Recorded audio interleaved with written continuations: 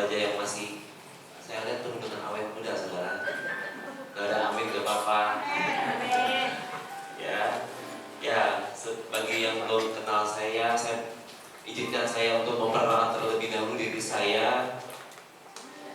Saya bernama Kris Sukatmono dan saya sudah beristri, saudara. Jadi saudara jangan kecewa. Ya, dan saya mempunyai 3 orang anak dan kemungkinan besar akan nambah lagi, saudara. Sudah ditutup pabriknya, saudara. Dan saat ini saya menggembalai gereja Masa Depan Cara Bandar Lampung. Dan saat ini saya juga melayani sebagai pemimpin kesan. Lalu saudara kalau ingin tahu lebih lanjut tentang keluarga saya, saudara bisa buka Instagram saya bernama Kris Sukatmono. Padahal gak ada yang nanya ya. Nawarin diri pendetanya kepo banget nih makanya ya. Gak ada yang lain, saudara. Ya, sekarang saya langsung masuk dalam topik khotbah saya pada sore malam hari ini, saudara. Saya pengen saudara tetap rileks, santai. Saya percaya firman akan ditabur dengan hati yang rileks, itu akan optimal dan maksimal. Amin.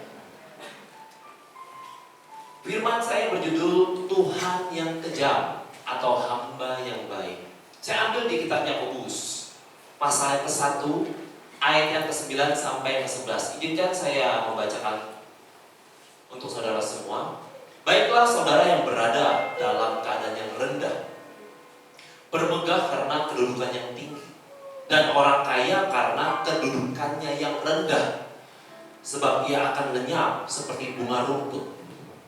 Karena matahari terbit dengan panasnya yang terik dan melayukan rumput itu, sehingga gugurlah bunganya dan hilanglah semaraknya. Demikian jugalah halnya dengan orang kaya. Di tengah-tengah segala usahanya, ia akan lenyap. Di dalam hidup kita, saudara yang terkasih dalam Tuhan, tidak terlepas yang namanya uang. Makanya banyak orang merasa membutuhkan uang, dan banyak orang berlomba-lomba untuk mengumpulkan uang yang banyak. Orang yang masih sekolah yang pintar, tujuannya buat apa? Tujuannya supaya mendapatkan nilai yang bagus. Kalau sudah mendapatkan nilai yang bagus, ujungnya buat apa? Supaya pada waktu selesai lulus sekolah, dia bekerja. Harapannya bisa mendapatkan pekerjaan yang bagus. Lalu dengan mendapatkan pekerjaan yang bagus, harapannya apa? Mudah-mudahan gajinya besar.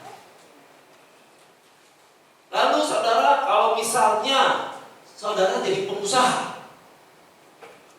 pasti yang dipikirin apa? Untung. Mana ada di sini pengusaha yang mau kerjanya kerja rugi, saudara? Kalau saudara mau membeli tanah yang lokasinya strategis, harapannya apa? Harapannya dari saudara membeli tanah tersebut 2 tahun, 3 tahun kemudian harganya bertambah naik. Otomatis uang yang kita punya semakin banyak.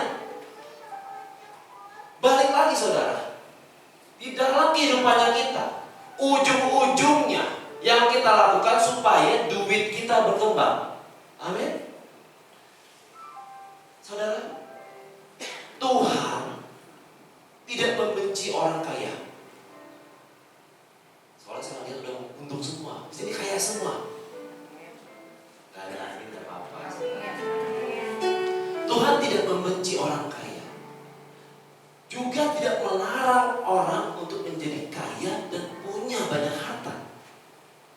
Tapi kita perlu belajar hari ini bahwa uang atau kekayaan atau harta yang kita punya dalam kehidupannya kita, ternyata itu bisa menjadi tuan yang kejam atau hamba yang baik. Apa maksudnya itu? Nanti saya jelaskan. Namun tentunya yang kita harapkan, uang atau kekayaan itu bisa menjadi hamba yang baik. Setuju nggak? Karena kalau yang kejam-kejam di mana-mana di dunia ini pasti kita hindari. Tentunya pasti kita suka yang baik-baik. Coba saya mau tanya di ruangan ini, saudara, siapa yang suka istri yang kejam? Ada di sini angkat tangan, saudara. Siapa yang berdoa pengen punya istri yang kejam? Kalau ada yang angkat tangan, saya mau doakan. supaya terjadi sesuai dengan kehendak saudara. Hari ini kita akan belajar dari kitab Yakobus. Kitab Yakobus ini dijuluki sebagai kitab Amsal di dalam Perjanjian Baru, atau disebut juga sebagai kitab nasihat, di mana isi kitab ini berisi banyak nasihat-nasihat kehidupan yang mudah untuk dimengerti dan kita bisa lakukan dalam kehidupannya kita. Pertanyaannya, bagaimana supaya kekayaan itu bisa menjadi hamba yang baik? Siap belajar firman Tuhan pada sore hari ini? Ya, kasih tepuk tangan dulu buat Tuhan kita. Poin yang pertama, sadar bahwa pengaruh kekayaan itu terbatas. Katakan terbatas, saudara. Saya lihat kayak maskernya ketat banget, suaranya kecil. Ini prokesnya luar biasa di gereja ini, saudara. Katakan terbatas. Di Yakobus pasal yang ke-1, ayat yang ke-10 sampai yang ke-11. Dan orang kaya karena kedudukannya yang rendah, sebab ia akan lenyap seperti bunga rumput, karena matahari terbit dengan panasnya yang terik dan melayukan rumput itu, sehingga gugurlah bunganya. Dan saudara perhatikan, dan hilanglah semaraknya. Jadi latar belakang kondisi dari ayat ini adalah saat itu rumput bisa tumbuh dengan cepat dan bahkan mengeluarkan bunga rumput, tanda sedang mau mengalami perkembangan. Tetapi itu tidak terjadi, tidak bertahan lama. Karena kalau siang matahari begitu terik dan angin tenggara dari padang pasir begitu panas, sehingga membunuh semua rumput itu dalam satu hari. Ayat ini mengajarkan apa kepada kita semua? Bahwa kesemarakan atau keseruan atau keasyikan yang dihasilkan uang itu ada batasnya.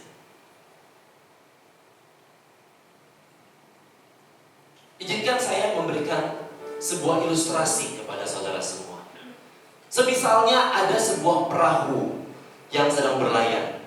Bisa diklik. Di mana perahu itu mau berlayar kemanapun, pasti butuh air. Kita tidak akan bisa mendayung kalau tidak ada air. Bahkan walaupun perahu itu pakai mesin, coba saja perahu bermesin itu taruh di darat, apakah perahu itu bisa jalan? Coba saudara bayangkan di situ. Perahu bermesin kalau taruh di darat, apakah bisa berjalan? Tidak bisa. Sampai di sini kita semua pasti setuju. Untuk berlayarnya sebuah perahu itu membutuhkan air. Namun, coba saudara renungkan. Walaupun kita menyadari kalau sebuah perahu untuk berlayar membutuhkan air, apa jadinya kalau kita akhirnya melubangi dinding daripada perahu kita, supaya air otomatis masuk ke dalam perahu kita? Yang terjadi adalah air akan masuk, menguasai perahu kita. Pelan-pelan air akan memenuhi perahu kita. Air akan berada di atas kepala kita, karena kita akan tenggelam dan akhirnya kita mati. Di dalam kehidupannya kita, air itu ibarat uang. Saat saudara menjalankan perahu kehidupan saudara, itu perlu uang. Zaman sekarang mau ngapa-ngapain juga butuh uang. Kencing aja bayar, saudara. Tuhan tahu kita butuh uang. Tapi apa jadinya kalau uang itu adalah segala-galanya? Sampai saudara tergila-gila sama uang itu sesuatu dan sampai kekayaan itu menguasai hati dan pikiran saudara. Apakah saudara tambah bahagia? Iya, mungkin. Tapi ingat, hanya sesaat. Hanya sesaat. Karena saudara belum menyadari bahaya yang mengancam. Kondisi di mana harta memenuhi dan berada di atas saudara, otomatis harta tersebut menjadi tuan dalam hidup saudara. Akhirnya membuat saudara tenggelam di dalam dosa. Itulah mengapa kita mengalami yang namanya kebencian, iri hati, stres, depresi. Tapi kalau saya lihat muka-muka di Jumat ini sebelum nggak ada depresi, saudara. Kasih tahu tepuk tangan dulu dong buat Tuhan kita. Kita bisa mengalami amarah. Kondisi inilah yang dinamakan sebagai uang Tuhan yang kejam. Contoh, saudara. Bapak-bapak kadang-kadang mikirnya yang penting di dunia ini ada 3, saudara. Yang pertama uang. Yang kedua uang. Yang ketiga uang. Urusan rohani kadang bapak-bapak merasa gak penting. Mami, kau diem baik, aku yang cari duit. Kau diem di rumah. Kau butuh aku bayar ke. Aku udah ada urusan sama uang. Berapapun harganya aku bayar. Uang sukses katanya. Liburan, kasih tahu be, butuh biaya berapa? Kau kasih aku. Kau mau ke Eropa, kau mau ke Jepang, kau mau ke bulan, kasih tahu harganya. Aku bayar. Aku udah ada masalah sama uang. Tapi Pak, anak kita gimana bisa semangat pergi ke gereja? Kalau kalau papi sendiri nggak pernah pergi ke gereja. Oh, aku ngerti maksud kau. Tenang be. Aku telepon orang full time datang ke rumah. Nah, ajarin tuh anak itu. Aku bayar orang full time-nya. Uang full time datang, kita bayar. Emangnya uang full time guru les?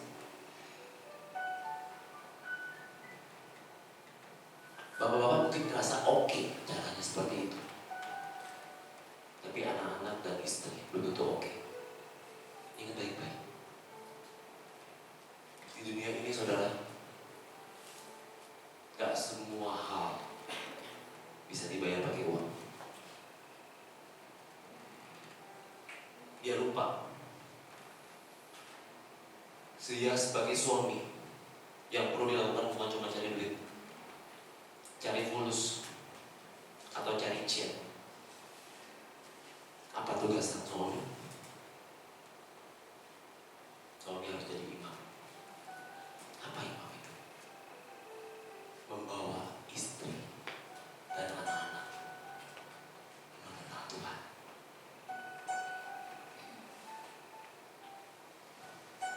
Tugas suami yang lain apa?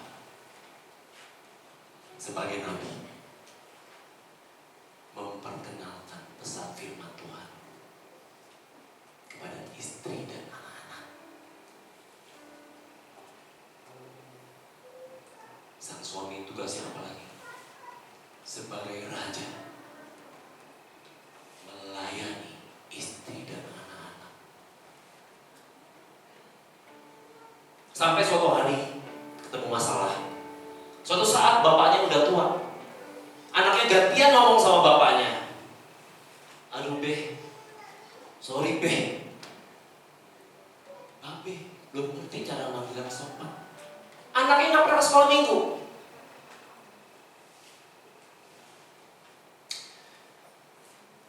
Ai sibuk banget sekarang deh. Banyak kerjaan yang harus Ai urus. Jadi Ai pikir-pikir untuk urusan hari tua babe, baiknya Ai taruh di panti jompo aja. Tenang deh, berapa biaya di panti jompo Ai bayar. Gantian tenang bapaknya. Tragis. Baru setelah itu dia gelagapan cari gembala. Pak gimana Pak? Ini gimana Pak? Ini gimana Pak? Ini gimana?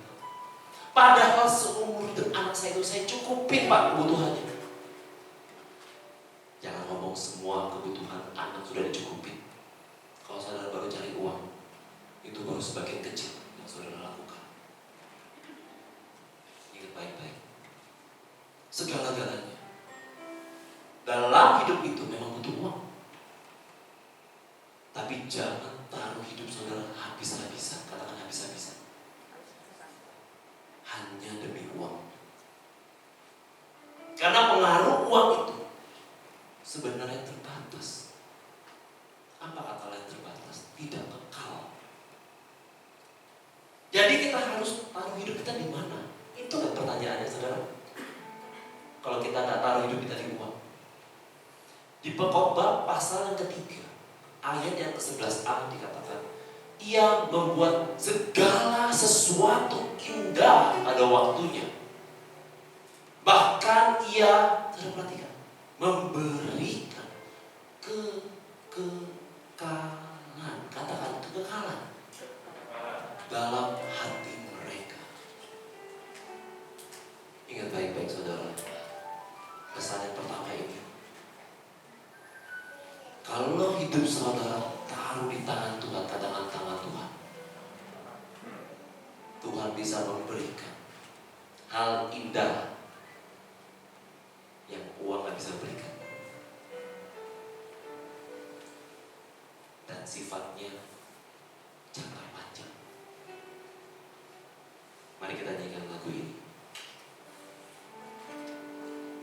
Dari semula telah kau tetapkan hidupku dalam tangan-Mu, tangan Tuhan.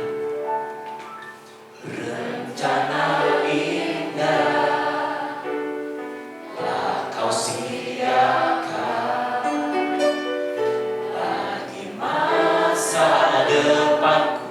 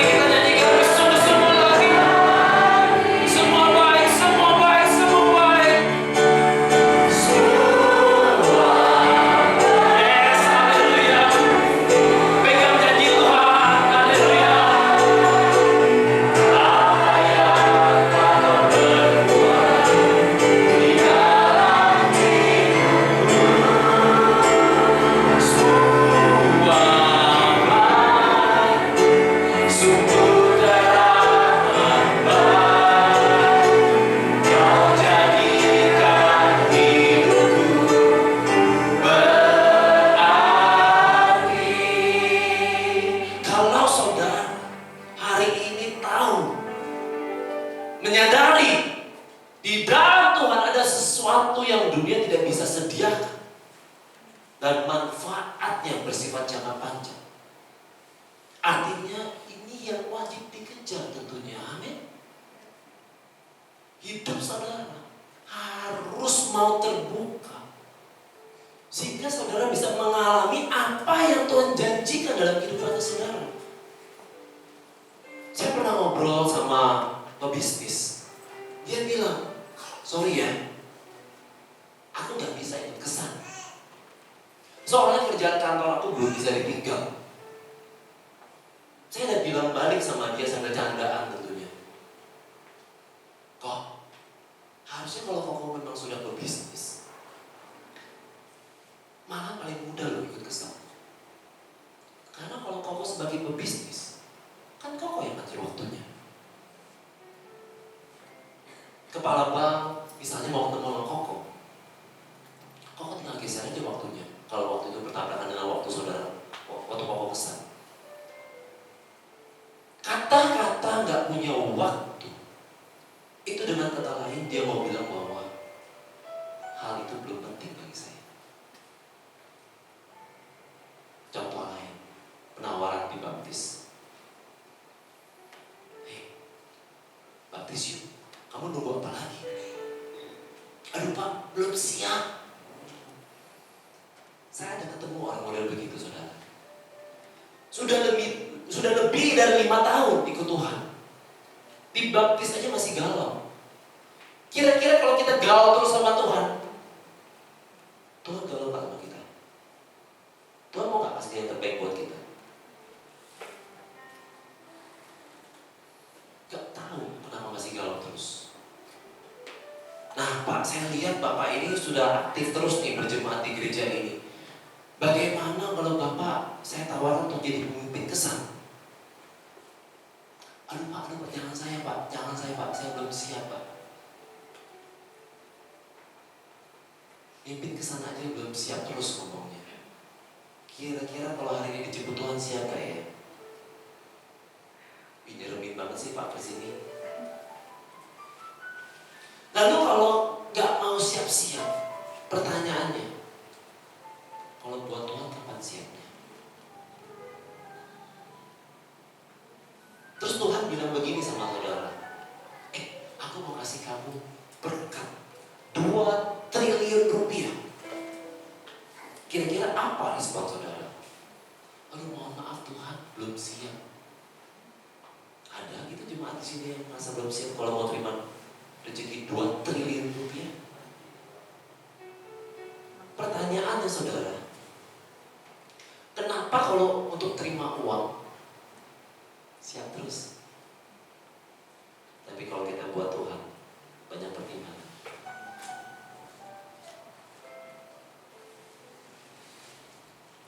Ada yang ngeluh, aku ini udah ikutan kelas BK 10 kelas 10 minggu, tapi apa hasilnya? Sampai sekarang aku ini belum dapat kerjaan, gini-gini doang. Bro, baru juga 2,5 bulan ikut Tuhan. Kalau mau jujur, 2,5 bulan tuh emang datangnya on time terus. Ibadah 1,5 jam aja datangnya cuma 30 menit. Di penghujung acara doang. Tapi kalau sepedaan, janjian kumpul jam 5 pagi, jam 4.30 udah kumpul saudara. Bukan ngomongin orang di sini, di MDC cabang Ukraina sana. Poin yang pertama ingat saudara ya. Ingat pengaruh kekayaan itu terbatas. Sekali kita taruh hidup kita pada kekayaan, dia yang akan menjadi tuan yang kejam. Tapi kalau saudara taruh hidup saudara di dalam Tuhan, dia yang akan memberikan saudara kekekalan. Saya tepuk tangan dulu buat Tuhan kita. Poin yang kedua, bagaimana uang bisa menjadi hamba yang baik. Kekayaan yang kita miliki bukan penentu kita dalam bersikap. Di Yakobus pasal yang ke-1 ayat yang ke-9 sampai yang ke-10. Baiklah saudara yang berada dalam keadaan yang rendah, bermegah karena kedudukan yang tinggi, Dan orang kaya karena kedudukannya yang rendah, sebab ia akan lenyap seperti bunga rumput. Di sini dikatakan ternyata orang kaya yang mungkin menurut dunia itu mempunyai kedudukan yang tinggi, ternyata dinyatakan kedudukannya rendah.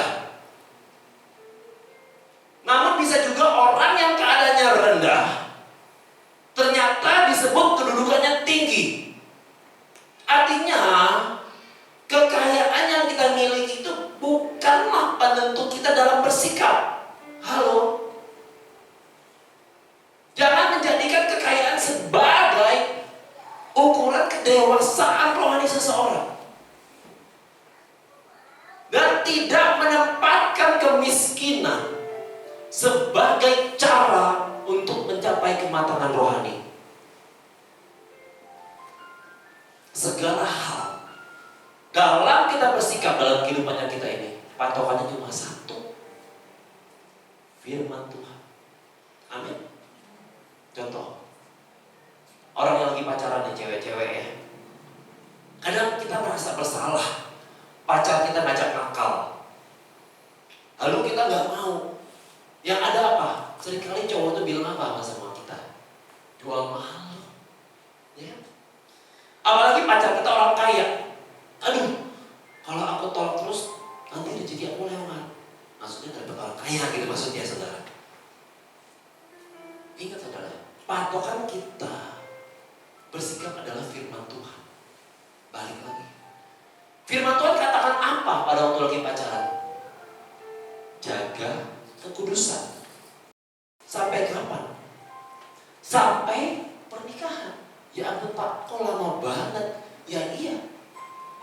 Apa isi pacaran itu? Isi pacaran itu sebenarnya cobaan-cobaan supaya kita tidak berbuat dosa. Berat pacaran itu. Makanya jangan pacaran kalau saudara belum berniat untuk menikah. Tapi ingat, ada janji Tuhan. Kalau saudara jaga kekudusan sampai pernikahan nanti, saudara akan melihat surga di dalam pernikahan saudara. Amin.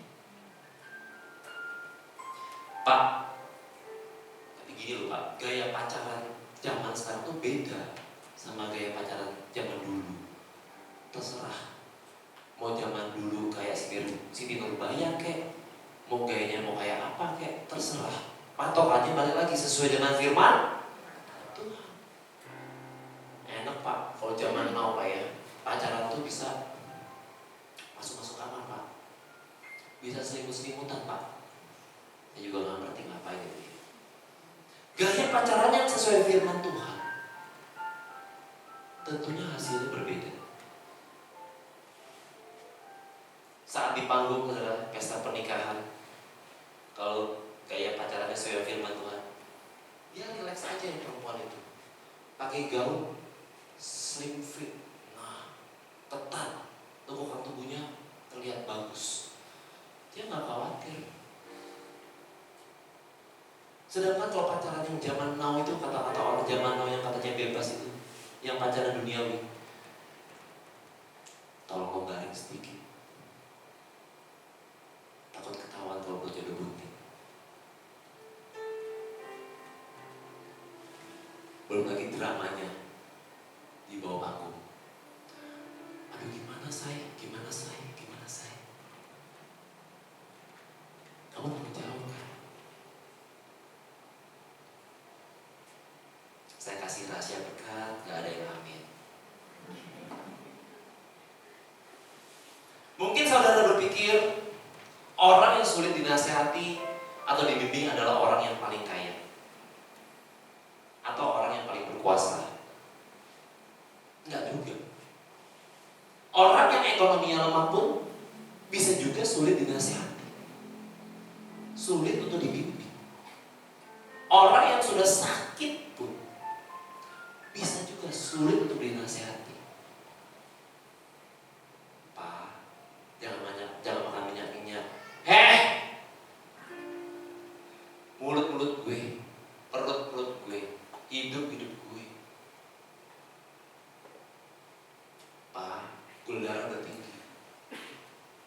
dia bisa balik bentuk kita. Jemaat di kebaktian ini kira-kira mudah untuk dinasihatin gak ya? Mudah untuk dibimbing gak ya? Mudah untuk ditegur gak ya? Aminnya baru 10%. Kalau suami tegur istri itu gimana respon istri? Apalagi istri ngerasa lebih pintar cari duitnya dibandingkan suami. Udah lu gak usah banyak ngoceh. Gaji lu juga lebih kecil dari gaji gua. Nah, ingat, istri-istri gak boleh ngomong kayak begitu. Kalau suami ngomongin, artinya suami masih sayang. Gak ada amin gak apa-apa.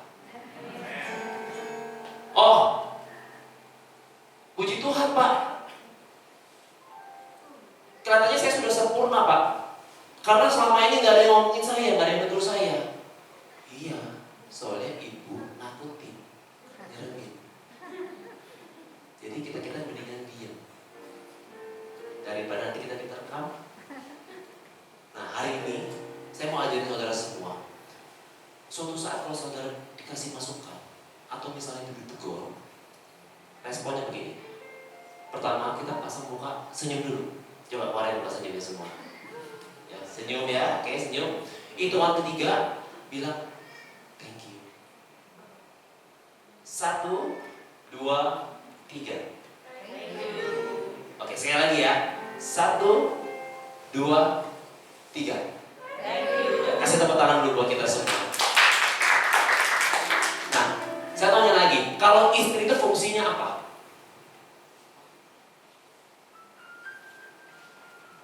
Fungsinya apa? Penolong, ya betul. Ingat, fungsi istri itu penolong, bukan penolong atau perongrong. Kalau yang namanya penolong sama yang ditolong, itu kekuatan mana saudara? Tentunya penolong dong. Artinya istri kan harusnya lebih kuat. Tapi yang paling sering ngomongkan siapa ya? Bukan saya yang ngomong loh. Tapi saya percaya di ruangan istri semua luar biasa. Amin. Saat ini saya sendiri sudah menikah selama 11 tahun. Saya akan sangat bangga kalau istri saya itu bisa bilang ke saya saat ini, aku lebih menyukai kamu yang sekarang daripada 11 tahun yang lalu. Dan saya akan merasa sedih kalau istri saya bicara ke saya lebih menyukai kamu 11 tahun yang lalu. Artinya apa? Artinya sifat karakter saya tidak mengalami perkembangan. Atau sama aja, saya mengalami perubahan sifat dan karakter yang lebih buruk. Poin yang kedua, kekayaan yang kita miliki bukan penentu kita yang bersikap. Mau orang kaya, mau orang yang gak kaya, mau orang muda dan gak kaya, kalau kita dikasih nasihat sama mereka semua, dan kalau itu sesuai firman, jawabannya apa? Thank you. Itu baru kita bisa keluar dari jebakan uang yang bersifat tuan yang kejam. Kita tepuk tangan yang paling meriah buat Tuhan kita. Poin yang ketiga yang terakhir, bagaimana kita bisa menggunakan kekayaan. Saya bisa undang untuk para pemain musik dan WR bisa maju ke depan. Yakobus pasal ke-1 ayat yang ke-11. Karena matahari terbit dengan panasnya yang terik dan melayukan rumput itu, sehingga gugurlah bunganya dan hilanglah semaraknya. Demikian jugalah halnya dengan orang kaya. Saudara perhatikan, di tengah-tengah segala usahanya ia akan lenyap. Ayat ini tertulis di tengah-tengah. Artinya sewaktu-waktu kekayaan yang kita punya itu bisa lenyap. Antara kekayaannya lenyap duluan karena prediksi kita meleset dalam mengelola kekayaan, atau kita sebagai manusia lenyap duluan dipanggil Tuhan, maksudnya meninggal.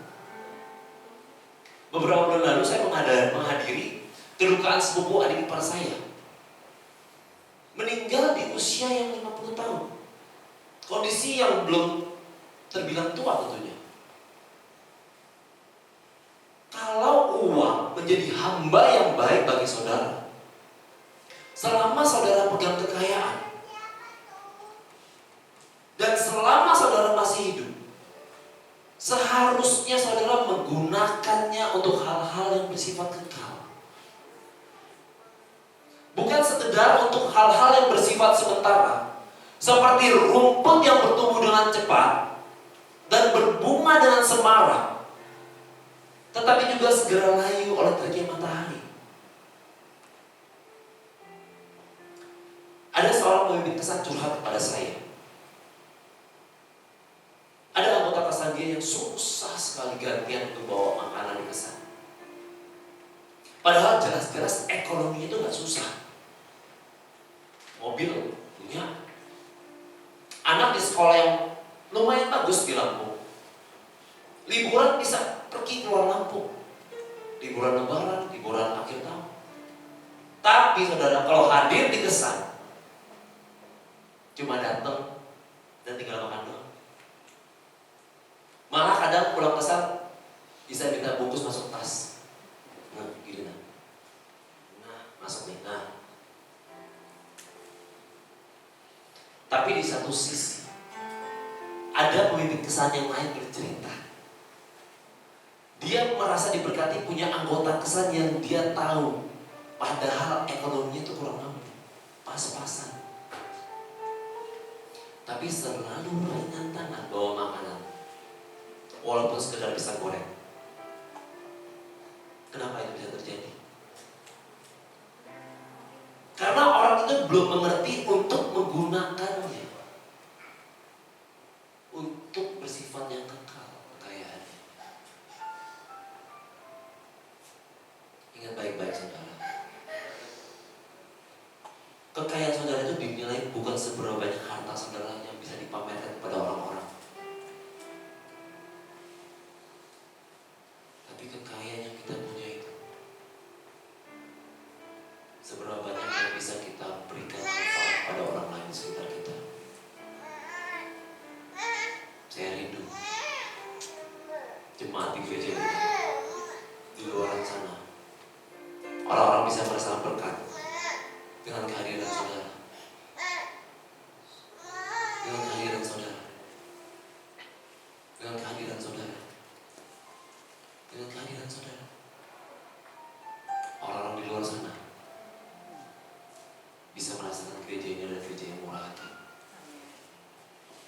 Disitulah baru bisa dibilang uang sebagai hamba yang baik dalam kehidupannya saudara. Amin. Kasih tepuk tangan dulu yang paling meriah buat Tuhan. Mari kita bangkit berdiri saudara. Dan siap hati kita